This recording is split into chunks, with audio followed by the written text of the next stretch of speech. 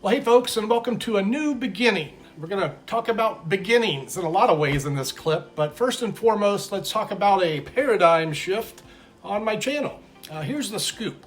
On Wednesdays, I had been uploading educational content, beginners tutorials, basic card handling, some simple sleight of hand techniques.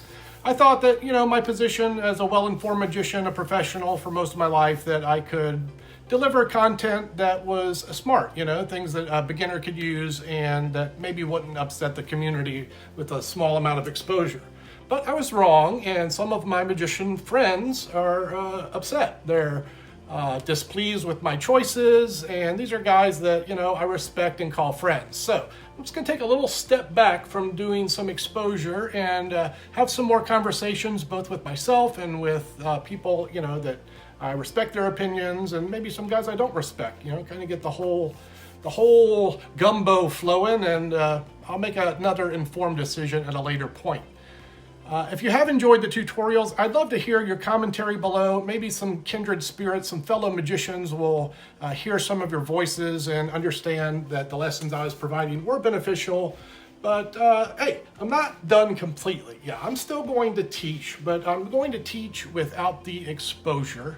And we'll see how I'm going to approach that in this clip right here. If you've seen some of my history lessons, you'll get an idea of what's coming up, where I think maybe in those lessons I explained a little too much. So we're just going to scale back a little bit.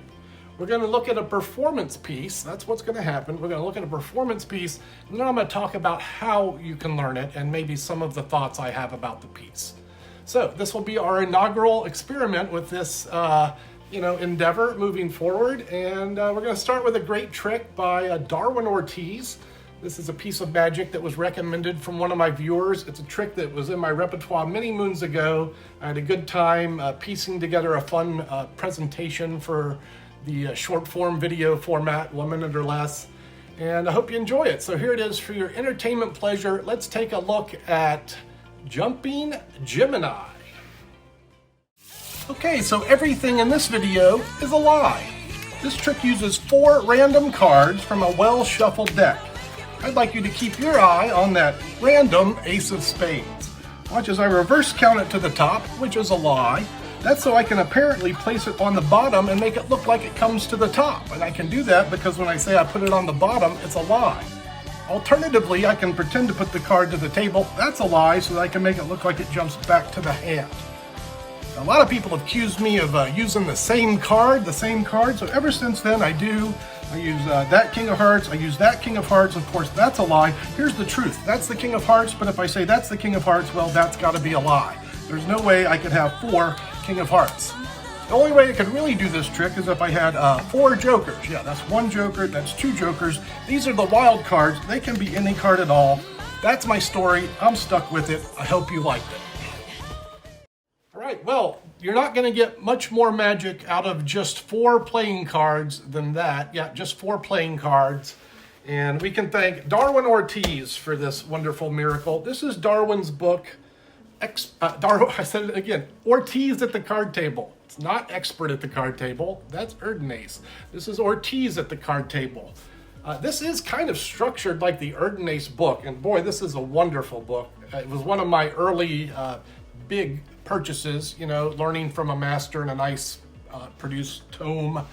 And this book is divided, like Expert at the Card Table, into a leisure domain section for magic, and then kind of a gambling section where the material is more focused on like poker, 3-card monte, and things like that. So within this wonderful volume, which I highly recommend, is Jumping Gemini. And Jumping Gemini is a great trick that's well worth your attention. You can do it with any deck of cards. The deck doesn't have to be complete. It only uses 4 cards. In that respect, you could also use it as a packet trick, right? Just carry it with you. And one of the great things about learning this trick is that it provides a lot of skill sets that you can apply later through your magic career. I want to mention, in addition to the book, Darwin also did put this on some videos. He had At the Table from his A1 series. That video's got some great stuff on there. The whole At the Table, I mean, the dream card is in here, the sidestepping secret, the card warp deck, the 9-card location, Darwin's 3-card Monty routine. So whether you learn it from the book or the video, this series at the table is well worth your attention.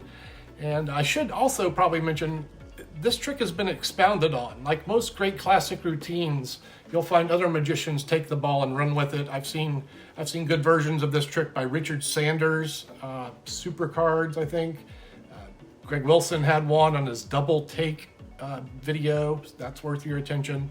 You know, when you find a trick you want to enjoy, I suggest you do what I do and you pursue all the avenues and see what's out there.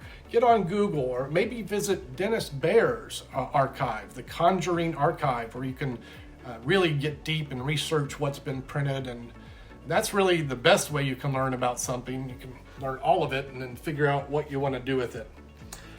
So yeah, I'm not gonna talk a lot about methods, but I do want to talk about what this trick for me composed of. I began the trick with a Bannon false cut sequence, opening with a shuffle that just maintained a stock. So then I take the cards out apparently randomly. So it's a little different to what Darwin did. The Elmsley count opens the trick, so this is a nice deception that apparently brings the ace to the top. You're going to use small packet double lifts and triple lifts, diminishing lift sequences, frustration counts. Last but not least, this trick uses Brother John Hammond's Gemini count, which is very deceptive to his 4 count. And all of those techniques are worth your attention. So take a consideration at expanding your repertoire with the Jumping Gemini routine, or one of its variants. I think you'll find it'll serve you well. It was certainly fun for me to re-explore the routine, and now I've got a new classic back in my repertoire that I'll be happy to do. I hope it finds a place for you, and I hope you enjoyed this style of delivery. You know, a loose 5, talking about some of the history, some of the advancements, some of the techniques the trick uses, and where you can learn all of it. That's Swing 1 at a new format. Hope you liked it, and that's ciao for now.